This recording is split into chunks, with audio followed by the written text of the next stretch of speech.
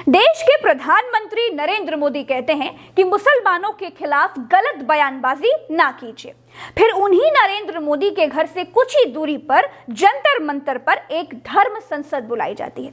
देश की राजधानी के बीचों बीच मुसलमानों और ईसाइयों के नरसंहार के लिए जनता को भड़काया जाता है।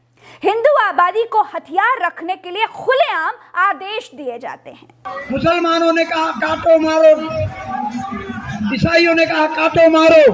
अरे भाई तुम कब काटोगे मारोगे? जब तुम सब मर जाओगे कब मारोगे?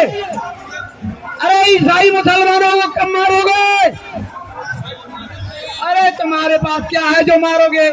इतनी सी चाकू है जो सब्जी काटते हो, वो चाकू से कुछ नहीं होने वाला। हथियार रखो, तलवार रखो, बंदूकें रखो। क्यों हमारे सभी देवताओं पे हथियार है, शस्त्र।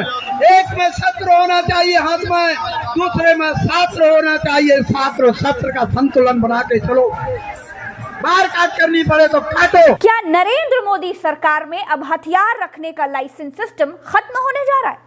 अगर दिल्ली के बीचों बीच जंतर मंतर से कड़ी सुरक्षा के बीच से इस तरह का धार्मिक मंच सजा करके हिंदुओं को मार काट के लिए भड़काया जा रहा है, तो क्या ये मान लिया जाए कि सरकार सिर्फ हाथी के दांतों की तरह रह गई है जो केवल दिखाने के लिए है? क्या ये मान लिया जाए कि देश में राजा की गद्दी पर कोई होना चाहिए था, इसीलिए प्रधानमंत्री उस गद्दी पर हैं? बाकी देश में क्या हो रहा है, उनके घर के पास क्या हो रहा है? देश को मार काट के लिए भड़काया जा रहा है, उकसाया जा रहा है, ईसाइयों और मुसलमान के नरसंहार की तकरीरें दी जा रही हैं, खुलेआम दिल्ली को तालिबान बनाया जा रहा है। किसी खुफिया एजेंसी को कुछ पता नहीं चला। क्या ये मान लिया जाए कि सरकारी सरपरस्ती में इस तरह की बातें देश का दुर्भाग्य बन चुकी हैं? मेरे दोस्तों, आप मुझे बताइए कि क्या किसी भी धर्म में देश की जनता को भड़काकर उनसे हथियार रखने की अपील करने वाले धर्मगुरु हो सकते हैं? क्या आप इन जैसे धर्मगुरुओं के दिखाए रास्ते पर अपने बच्चों को डालेंगे? क्या आप इन जैसे धर्मगुरुओं के पास अपने बच्चों या फिर अपने घर के सदस्यों को एक पल के लिए भी अकेला छोड़ना चाहेंगे? हमारी संस्कृति तो वसुधैव कुटुंबकम की थी। अरे हम तो जीवों पर भी दया करने वाले लोग हैं। फिर ये बाबा मंच से आपके घरों को हथियार फैक्ट्री क्यों बना देना चाहते हैं? इस तरह के बाबा आपको, आपके बच्चों को क्रिमिनल बनाने के सिवा और कुछ नहीं कर सकते। ये जो आज बाबा है ना, ये कल गुरु थे। इनके कंधे पर समाज को शिक्षित करने की जिम्मेदारी थी।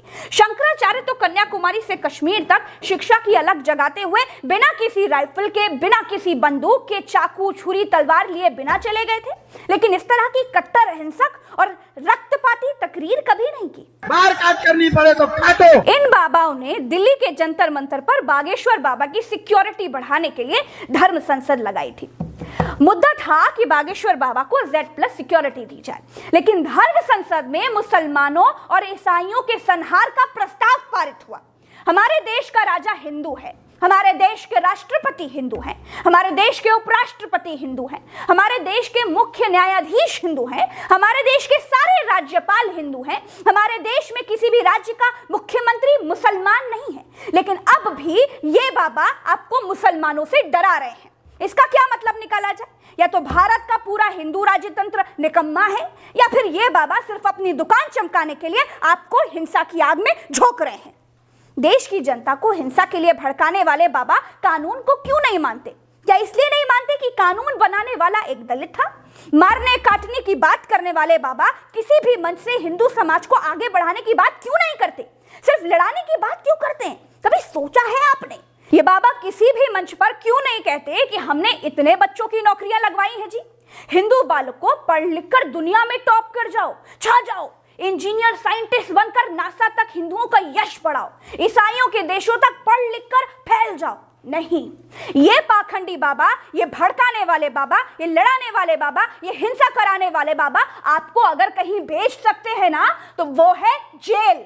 आप लड़िए, भिड़िए, हथियार उठाइए, जेल जाइए। बाबाओं की दुकान चलती रहनी चाहिए। समझने की जरूरत है, सोचने की जरूरत है। देश कानून से चलेगा या देश इन ढोंगी बाबाओं के भड़काने से चलेगा? भाई, ये कोई पहला बाबा नहीं है जो हिंदुओं को हथियार रखने के लिए भड़का रहा है। इससे पहले भी तमाम बाबा, तमाम साध्वियां हिंदुओं को चाकू छुरी रखने के लिए आदेश दे चुकी हैं।